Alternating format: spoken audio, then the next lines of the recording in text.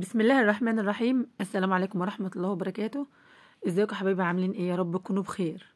اللهم صل وسلم وبارك على سيدنا محمد وعلى آله وصحبه وسلم.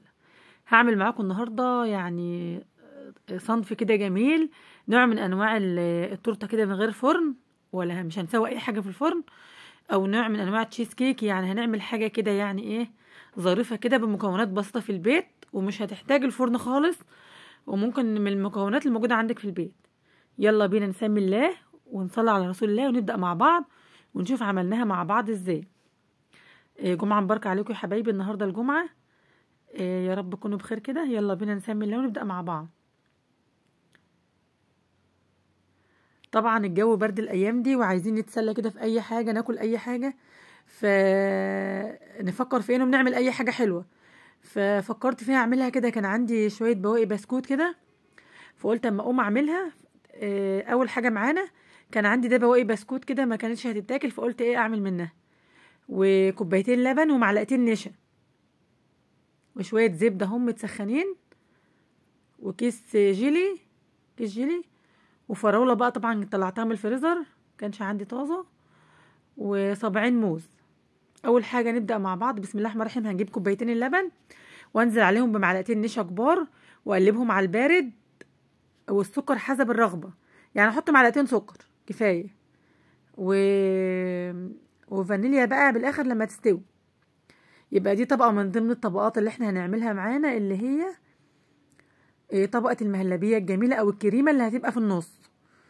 طبعا رفعت كوبايتين اللبن وثلاث معالق النشا على النار يستووا براحتهم. قلت بقى اما افرم البسكوت في الكبه كده بمعلقتين الزبده، دول 3 معالق زبده سايحه اهي، زبده صفرة، افرمهم مع بعض كويس في الكب، يبقوا طبقه يعني ناعمه زي الرمل كده جميله. والبسكوت طبعا مسكر فمش محتاجين سكر فيه. دي تاني طبقه معانا هي استوت، المهلبيه بتاعتنا او الكريمه بتاعتنا. هنزل عليها بقى بورقه الفانيليا. طبعا هنزل عليها بورقه الفانيليا في الاخر خالص قبل ما اطفي مع اخر تقليبه. هنعمل بقى اول طبقه معانا، هنجيب صينيه بتتفك، او لو مش بتتفك هفرش فيها كيس عشان تبقى يعني سهله لما اجي اشيل التورته بتاعتي دي. يعني لو مش صينيه بتتفك يا جماعه اجيب صينيه عاديه بس احط فيها مثلا كيس مفرود او استرتش رول او اي حاجه بحيث ان اقدر اطلعها بسهوله. هفرد بقى معانا طبقه البسكوت بالزبده، هفردها كويس جدا في قلب انا حاطه ورقه زبده في الارضيه، حاطه ورقه زبده في الارضيه. خلاص فردتها كويس وبقت زي الفل. هنزل بتاني طبقه عندي اللي هي الكريمه او المهلبيه، اللي هما كوبايتين لبن على معلقتين سكر على معلقتين نشا كبار، واسيبها بقى تبرد في التلاجة. بعد ما اقطع فيها موز، انا هعمل فيها ايه بقى؟ اقطع في قلبها موز. الموز يا جماعه بتحط لاي حاجه بيحليها وبيخليها زي الفل. حطيه في قلب حشوه التورته، في قلب حشوه الجاتوه، في اي حاجه. الموز من الحاجات الجميله جدا اللي بتخلي الحاجه كويسه. خلاص هقطع الموز بتاعي واتاكد ان هو يعني ايه اتوزع كله تماما في قلب طبقه الكريمه بتاعتي. اكتر بقى موز، اكتر كده، كتر يد يا ابن قلبي انت كحيان وشقيان على رأي جو موسى. اكتر موز بقى فيها كده.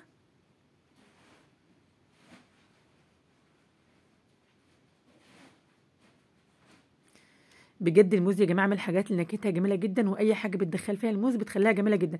جيلي بالموز، اضرب الموز باللبن، فراوله بالموز، يعني من الحاجات اللي كلها يعني غذا وجميله، وبتدي طعم جميل كده لاي حاجه بحطها فيه. خلاص دي تاني طبقه معانا اهي المهلبيه بالموز. هعمل بقى طبقه الجيلي. طبعا كلنا عارفين بنعمل الجيلي ازاي. بيتعمل في مجين ميه، مج ميه مغلي على مج ميه بارد. هبوش الاول كيس الجيلي في مج ميه مغلي، وانا زودت له يا جماعه معلقتين سكر عشان عاوزاها مسكره وحلو. هقلبه كويس خالص اما اتاكد ان هو داب. انزل عليه بكوبايه الميه البارده. وفي تكه كده انا هعملها في التورته دي، او في التورته اللي على البارد دي، ان انا هحط جيلي في التلاجة حوالي ساعه لما يتقل بس سيكه كده، عشان ما يبقاش يعني يبقى قوامه جميل كده على طبقه الكريم. خلاص اتاكد تمام ان الجيل داب. انزل بقى بكوبايه الميه البارده عليه واحطه في التلاجة. تمام.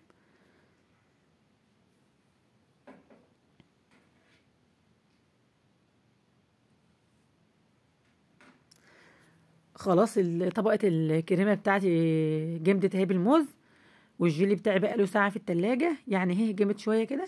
هنزل بقى على الكريمة بتاعتي دي، دي تالت طبقة بقى معانا اهي. عملنا تورته بسيطة اهي من مكونات بسيطة في البيت، ولا احتاجنا فرن ولا احتاجنا حاجة ولا. هحط بقى فيها فراولة متقطعة. الفيديو ده يا جماعة قديم شوية، عشان كده ما كانتش الفراولة كانت عندي في الفريزر، بس انا منتجته الايام دي يعني، لما انا كنت مصوراه من زمان. خلاص هنزل بقى بالفراولة بتاعتي في قلب الجيلي، وارجعه التلاجة تاني، يقعد حوالي 3-4 ساعات، او لو اسيبه لتاني يوم خير وبركة، يعني لو افضل اسيبها لتاني يوم تجمد كويس وتبقى كويسة معايا. خلاص عدى يوم بحاله اهو، وطلعتها من التلاجة بالشكل الجميل اللي انتوا شايفينه ده. هزوقها انا بقى بكريم شانتيه، كان عندي كريم شانتيه كده، قلت ازوقها بيه بقى عشان تديني شكل التورته بقى التمام بقى، التورته بقى التمام بتاعتي. كنت انا يا جماعه اللي بصور نفسي، يعني مش هتشوفوني وانا بحط كريم شانتيه. انا عملت لها وردات كده جميله، بكريم شانتيه لون احمر ولون ابيض، فدت بقى الورده الجميله اللي هي مديه ميكس كده بين الابيض وبين الاحمر. شايفينها ما شاء الله جميله ازاي. خلاص هفتحها بقى واطلعها.